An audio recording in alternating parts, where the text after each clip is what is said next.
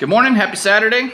I'm just taking it easy like I always do out here in the garage and just kind of thinking about the day. Every Saturday, it's kind of my routine.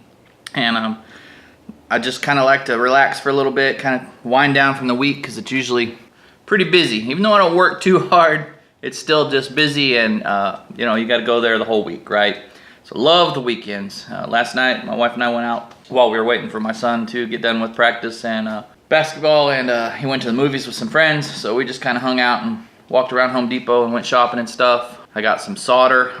That's one of the things on the weekend, on the list this weekend, is the only thing I really have to do is one. So my list today is going to be look at the father-in-law's truck. It's making a really bad sound. We think it's the driver's A-arm or ball joints or all of it together. We're not sure.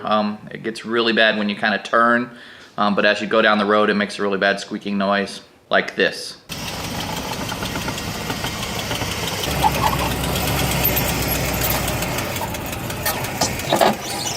And then I'm gonna finish up the snowman. I didn't get to, I had my son drop off the cutters so I could cut this piece of electric fence back here. I needed to do that for his arms, like that, little arms on the side. So I should finish that up. That'll only take probably another 15 or 30 minutes to finish that snowman. And then the other thing is I'm going to tinker around with some soldering. I was watching some videos and some people for jewelry or even this one guy's video I liked. He kind of had a different method, and he just makes little nuts and bolts people and little crickets and just odds and ends little things, and he solders them instead of welds them. When they're small like that, it probably works really well. And then on those crosses for the pendants that I was thinking about making, instead of making two and then wrapping them with wire and bending them and stuff, he just snips off the two ends, butts them together, and then solders it all together. Then he wraps them or paints them. So I'm gonna try that as well. And then the other thing we're gonna do is, who doesn't like free firewood? And there's a big tree kind of down. It's been really windy and stuff, and this one's been down for a while, but I'm sure there's more now down at the park. So, it usually just sits there until someone decides to pick it up. So we got the one at the front entrance one time, and we'll go clean that one up too down at the park. And hey, it's free firewood and you're doing a community service, right? Cleaning up the neighborhood. So we're gonna go do that as well today. Should just take the chainsaw. It's got a pretty big trunk piece on it. It's a pretty good sized limb from higher up in the tree. And so we'll need to cut it up a little bit before we can throw it in the back of the truck. So really not a lot planned this weekend, so hopefully it'll go well and just kind of be a relaxing, fun weekend. This is the kind of stuff I like to do, is just little crafts. I'm gonna sit over there and I can sit at the bench and kind of play around with soldering. I'm okay with electrical soldering and small wiring, but this was I tried it last night once and it didn't stick very well. So I don't know what I did, if I didn't get enough of that flux or whatever on there. So I'm gonna try it again.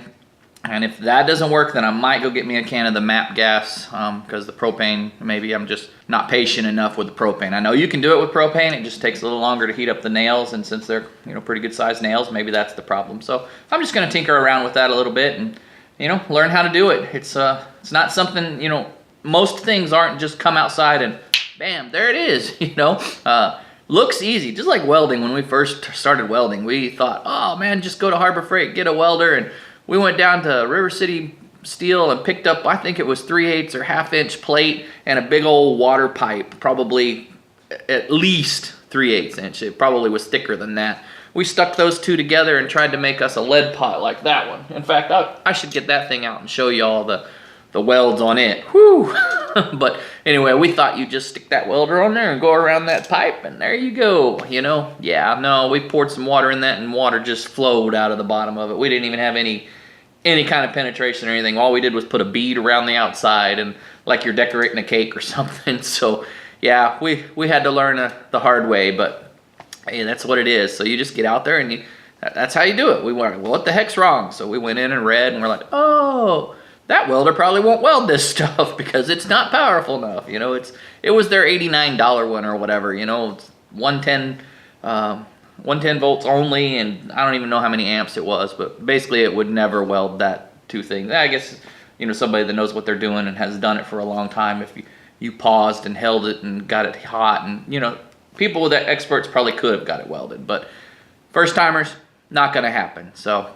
So anyway, that's like I said, just make you a list. So my list's gonna be easy. Check out the truck, finish up my snowman, go get that tree, and then the rest of the evening I'll probably just build me a fire and tinker around with that soldering and stuff. So like I always say, just try something new. If you're into that jewelry making, you know, just find you a place, kitchen table, and start reading and doing. It's kind of fun, you know, it's a little hobby, but anything you can do to kind of learn something new and keep your mind and your hands going, and get outside and do stuff. And we'll catch you in the next video. Thanks for watching.